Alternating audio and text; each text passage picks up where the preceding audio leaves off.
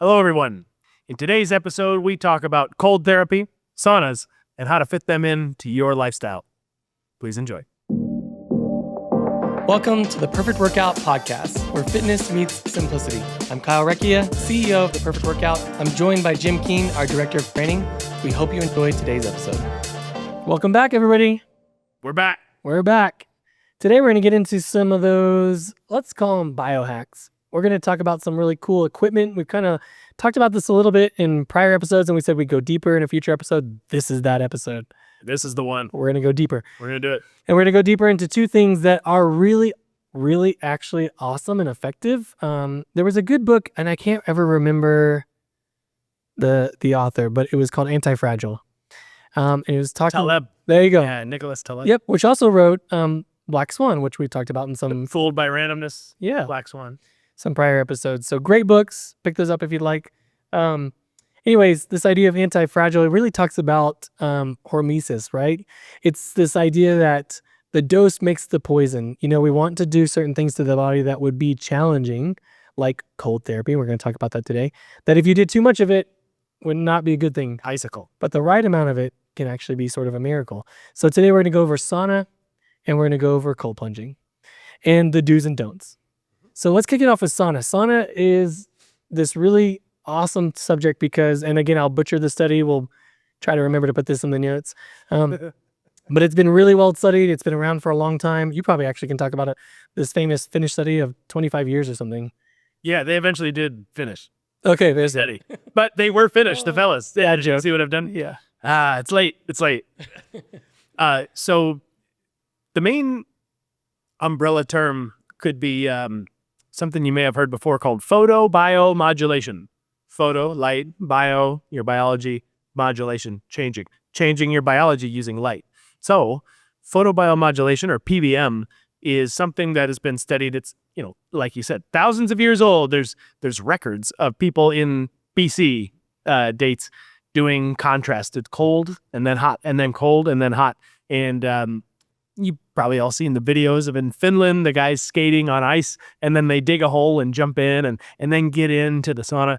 So sauna, heat is light, and it's like near infrared and mid and far infrared. Heat is light, so we can use those interchangeably. It's just not visible light. So the visible light spectrum is, Roy G. Biv. And then when you get past the yellows, oranges, and reds, the next step is infrared, which is heat. So when you shine light at a human body, there's certain effects. And in no particular order, some of the beneficial effects are, first, it provokes the release of nitric oxide. And nitric oxide is inside the cells in response to the light coming in.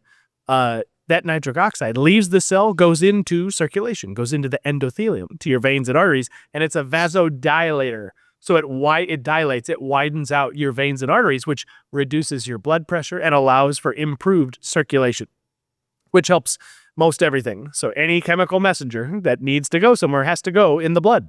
And so it vasodilates your endothelium. So that's the first thing. It improves circulation, reduces blood pressure, and helps with cardiovascular metrics.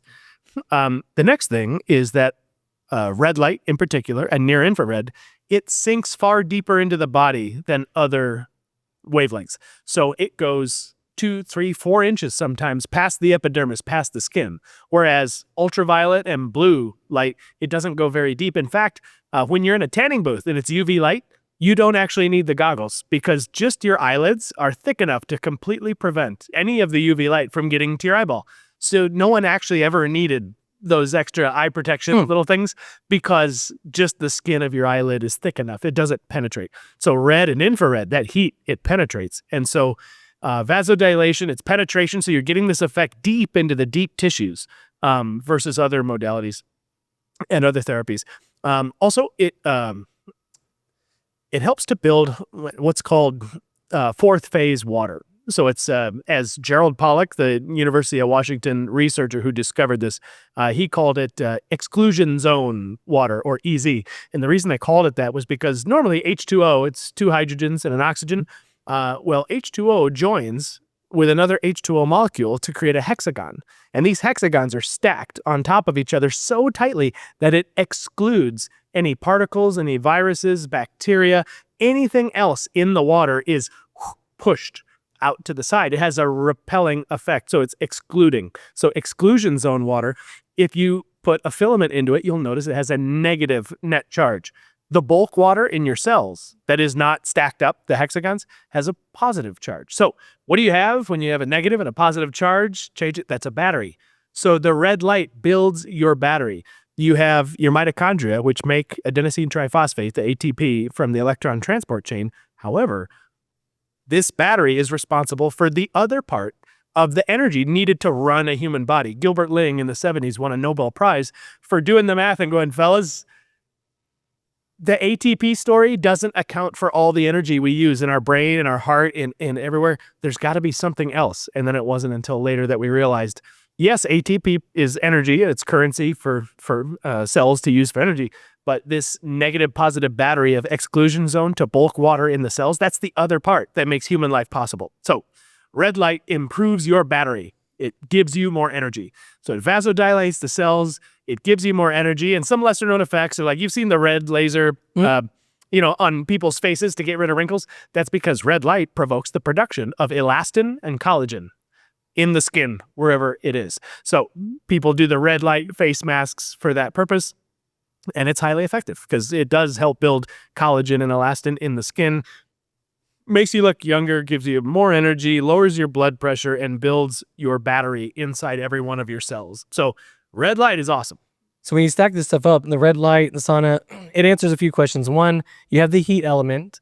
And the detox, I forgot, because you have a sweating effect. So now you're detoxifying as well, the largest organ in your body, your skin. So yeah, the light, the photobiomodulation has that effect, but the heat itself does have a sauna effect, a schwitzing effect, a sweating effect, right, to help you offload toxic things that you've stored. Yeah, so when people talk about red light, when they talk about saunas, we're like, hey, first of all, you can have a sauna that doesn't have red light. You can have red light that doesn't have so much of the heat. Right. So we highly recommend doing an infrared sauna that has light, and you can do red light therapy in an infrared sauna, and the heat element, because then you're stacking these benefits.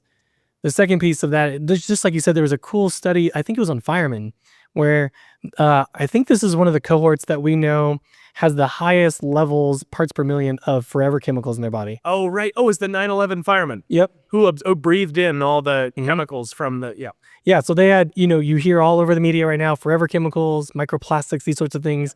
And they're pretty scary stuff, and we don't want to have these in the body. Well, they took this cohort who had the highest levels of forever chemicals, and of course they did. Half the firemen had the high levels, the other half had the high levels. This group sauna, this group didn't.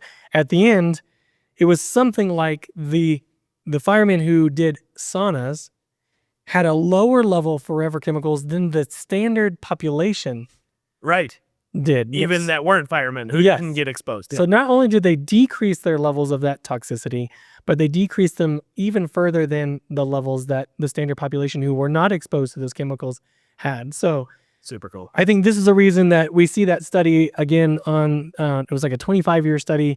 And so essentially the people that did heat, sauna, over in Finland, if they did it 1 time a week, 2 times a week, up to 5 or 7 times a week. Yeah, it was kind of a linear result. It was a dose response. Yes. The more you saunaed, the more you decreased all-cause mortality, even when they adjusted for healthy habits. Right. Even they would adjust it out for, well, maybe if people sauna, they're less likely to smoke. Or the type of person who saunas is also the type of person to avoid these destructive behaviors. They adjusted those out, and the outcome was essentially, this is as potent when it comes to decreasing all-cause mortality of certain things that we know of, in addition to strength training. Right. And then here are some of the reasons why, which you got into. Yeah. So you have that piece. So if you're going to sauna, awesome, you should. Yeah. If you're going to sauna, infrared sauna with red light therapy, absolutely, double whammy there. Yeah. And then a lot of people like to get in this sauna plus cold therapy. Actually, before we jump to that, we didn't really get into the don'ts. I think from my perspective, when it comes to sauna, the thing to be most careful of, because it helps with building muscle, helps with recovery, is just hydration. Wouldn't you say? Yeah. Just You're losing, you need to replace. It's like how the ads for Gatorade say, you don't just lose water, you lose all these minerals. If you're going to be sauning on a regular basis, be sure to have some sort of replacement, whether it's LMNT, sport drink, Gatorade, whatever it is. Just replace the potassium, the magnesium, the phosphorus, the sodium, because you're going to be losing a lot of water, and your circulation is going to be picking up, and you'd be surprised at how much you can lose. That's why wrestlers, when they have to make weight, they get in the sauna in a big trash bag, and you'd be shocked that you get done with the sauna, you're 2 pounds lighter. That's 2 pounds of water. So just be sure that you're rehydrating and remineralizing with electrolytes. Yeah, we haven't done an episode yet. We will do it another time on hydration, but it's really, really important. And I think that's why sometimes people will get into saunas and they'll be like, man, I'm not feeling as good as I thought I would. Yeah, I kind of feel run down. Yeah. Well, on this side, you're getting a lot of great results. And on this side, you're just not hydrated enough. So pretty simple.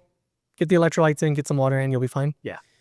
Okay, so when you talk about sauna, on the other side of the coin, that's hot, you have cold. Yeah. And like you said, a lot of people put these together. Before putting them together, let's just talk about cold therapy. What do we know about it? How is it beneficial? And what should we look out for? So when the human body is exposed to the cold, it provokes several different adaptations from the body, and many of them are very productive and desirable. So I guess the basics center around our mitochondria, which are little electromagnets inside our body that produce the ATP. So for those of you who don't know, it is going to be a little technical, but the mitochondria has something called the electron transport chain. And you might remember high school biology, the Krebs cycle, the citric acid cycle. Inside the mitochondria is your powerhouse, your cell. And what happens is there's 5 stops along the way, 5 cytochromes, chrome color. That'll come in handy later. So these cytochromes, an electron has a destiny, and the electron visits the first cytochrome and then something changes, and there's enzymes at each stop, CoQ10, and there's cytochrome 1, 2, 3, 4, 5. And by the end, oxygen molecule is paramagnetic. It's sucking the electron through the chain. And then as a result, the final step is it's turned into adenosine triphosphate. So that's how electrons are passed through the cycle. So think about this. This happens in the inner mitochondrial membrane, and the inner mitochondrial membrane is sitting inside of liquid. So the cytochrome 1, cytochrome 2, cytochrome 3, every stop along the chain, it's sitting in liquid. Now, water's kind of weird. Most things, when they're heated, they expand, and when they're cooled, they contract. Metal, wood, what have you. For anybody who's ever left a beer in the freezer too long and forgot about it, you know that water's different. It's the opposite. What happens to water when it gets cooled? It expands. And beer is mostly water. That's why it exploded. So when water is heated, it contracts. And when it's cooled, it expands. So you get into the cold, let's say a cold tub. Your mitochondria need to create heat now so you don't die. And then they create heat. And in response, the water in which the cytochromes sit, it shrinks, because that's what happens to water when it's heated. It shrinks. So now they're closer together. It's measured in angstroms. And now they're closer together, and a little bit goes a long way when we're talking about the tunneling of the electrons.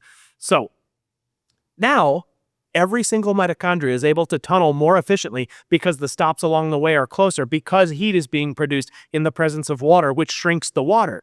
And that heat also, infrared, it's light. We just talked about what happens when light hits water, when this red light, infrared, near infrared. So your own mitochondria producing this are also building up that exclusion zone water, building up the battery.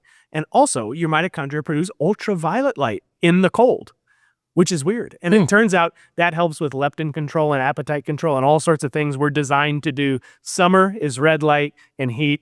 Winter, we have to produce our own light in the cold. So in winter, when light cycles are low, you better get into the cold so you can produce your own light to have that same effect. We have little suns inside us in the mitochondria, but they only produce when you're cold. So anyhow, being in the cold, the main thing it does is it soups up your mitochondria, makes them produce more energy more quickly in a cleaner way. And it also produces light, to which we also have an adaptive response. So you're energized, it spikes your testosterone, it spikes your dopamine signaling. Cocaine lasts for 15 minutes, has a big spike, comes back down.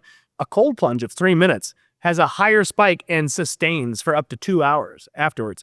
So this can help with addiction. This can help you get what normally you get from scrolling, from processed food, from coffee, from drugs. It's just a dopamine hit. Well, this can help you regulate. So the cold is fantastic for depression, for anxiety, for mental health, for serotonin and dopamine balance, for all these brain things. The cold is fantastic. Your immune system is souped up by the cold. In response to the cold, the body will create more white blood cells, higher T cell counts, these types of things. And then it's just the basic mitochondrial energy production that is souped up in response to being exposed to the cold. And it turns out that air is like heat conduction. Metal's the best. Air is basically the worst. But in water, so just walking outside in the cold, and as they say, a man in the cold is not necessarily a cold man. So when you're heating up and your pilot light's on, you could be in the cold and you're just fine because you're heating up, and that's a healthy thing. But when you're in the cold tub is better than just walking out in the air. It's something like 24 times more conductive of the heat. And so the idea is spend 3 or 4 minutes in cold water. Colder is better, but enough is enough. Like half a sure thing's better than twice enough. And you don't need to be like with ice hitting you. It doesn't need to be miserable. Yeah. You just need even because you're 98.6, even 70 degrees still has some effect, right? And some is better than nothing at all. Yeah, I mean, so there was a cool episode, I plug her podcast a lot, on Gabra Lyons, and she had somebody on that was really kind of a deep knowledge person on this stuff. She gets into, I don't know if you can speak to brown fat at all. Sure. Some of that activation, so we'll go to that in a second. But like you just said, there's actually kind of a curve there. Like for most people, in fact, she talks about her recommendation for females is you don't want to jump right into 40 degrees because the shock, like what happens to your hormones, things like that, it's like you haven't really eased into it enough. So there can be a little bit of downside before you get all the upside. Right. So she kind of talks about a tapering effect, and that most of the 80-20, the 20% that produces 80% of the results kind of comes around 50 degrees. So yes, if you can get colder over time, fantastic. Sure. But if you're new to cold exposure, you don't have to go to somebody's house. My wife did this the other day. It was a really funny result. Fill it up with ice. Yep. You don't have to go jump into 33 degrees and then jump out as she did 15 seconds later and lose all the benefits she would have gained. Having done that. That's awesome. So maybe a little bit of brown fat, and then let's talk about the don'ts, because when it comes to strength training and, building muscle and inflammation, it's important that we touch on that. Yeah. So the brown fat story is that there's 2 types of adipose tissue or fat tissue in the body, generally. There's white fat and brown fat. White fat is the stuff you squeeze on your stomach. You cut someone open and look at it. It's like a liposuction. It's white. It's just like fat that you would see marbling on a steak or end cap of a tri-tip or some sort of ribeye. So that's what we got mostly.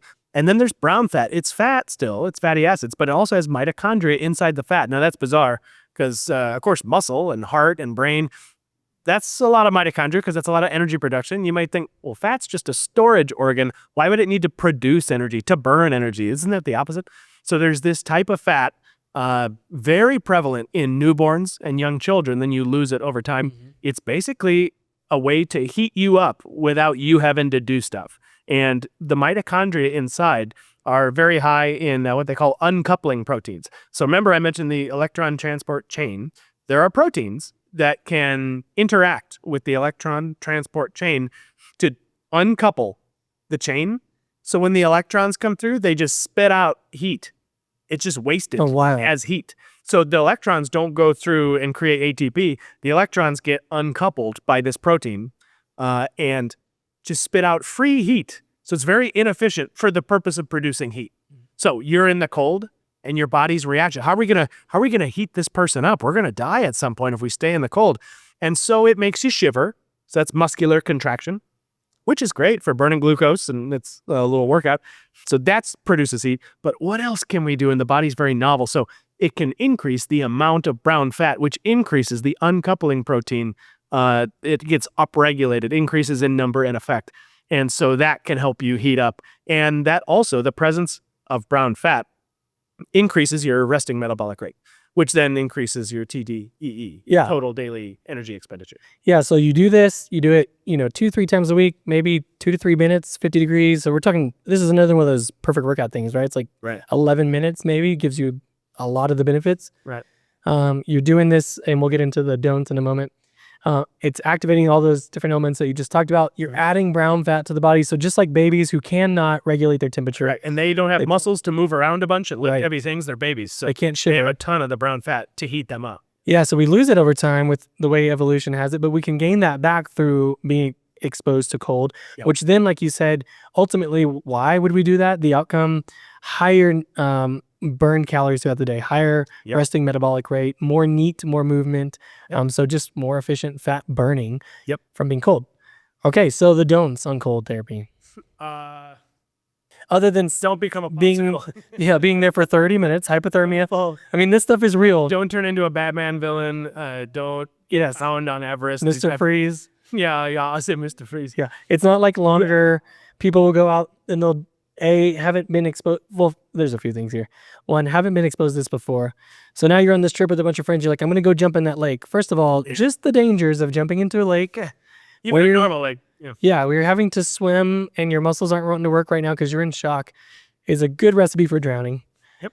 And then, of course, the other more is better. I'm going to do this now for 15 minutes. Right. That's dose and poison. This is when I was first experimenting with this, it was fall of 2013, and I had just moved to Chicago. I got off the road, moved to Chicago, and I was first learning about all this, cold thermogenesis and cold stuff. And I was about a 15-minute bike ride from Lake Michigan, Chicago.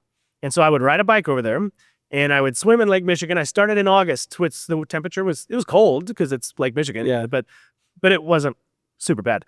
But I would do this probably 3 or 4 times a week. I'd go over there so I could acclimate. And by December and January, it was in the teens, in the 20s, and the ice had gone out past the beach to the point where you'd walk out on the ice, and I was in boxers and wetsuit gloves and wetsuit boots, and then a big floppy-eared hat with a Chicago Bears C on it. Of course. Bears. Praise be to Ditka deep dish pizza. It used to keep me warm. The point is, I would go out there, and by the time I jumped in the water, I was like neck deep in this, and there's ice hitting me. And honestly, like when I climbed out, I was cherry red and just steaming. And again, a man in the cold is not necessarily cold. Man, I felt incredible. I felt fantastic. This is so good. I didn't get sick all winter, but there was a time in February where I noticed while I was in there that there was no one else on the beach because it's February. It's Montrose Beach, in Chicago. And what I would do to avoid hypothermia, I knew that the first thing that happens, to your point about be careful, is that your fine motor control starts to fail. So when you join your thumb to all your fingers, right now you can go really fast, right? So the trick was every couple of moments, you'd raise your wetsuit hand and you'd see how fast you can do this. And there would come a point where this is as fast as you could do it. And you're like, oh, it's time to get out. It's time to get out. And then I tried, but my muscles weren't working right. Everything was numb pretty quickly because it was very cold. But your gross motor control also starts to fail. So I couldn't pull myself up out. So now I'm and there's no one else at the beach. And I'm trying to figure out if I can find somewhere to put my foot. Oh, man. And I was like, ow, I can't die like this. How embarrassing. Some guy with a Bears hat. And so I was able to clamber out, and the adrenaline hit, and I was able to do it. And I got home, and as I was undressing to take a shower, I noticed blood all over my shins because I was completely numb. I didn't feel it, but I had scraped my legs up on the ice trying to climb out. And I think that was the end of the season for me. So the benefits you were getting from cold therapy were... Yeah, it's like that was cool, but not at the expense of, what could have gone wrong. Right. So when you're doing this, one of the don'ts is don't be foolish and don't try to go too quickly. Start just ice in your bathtub or something, like something very basic. And another don't is that a lot of people like to combine the sauna or the cold with their workouts. The sauna, you can put before or after. Before, it's a great warm-up, improves circulation.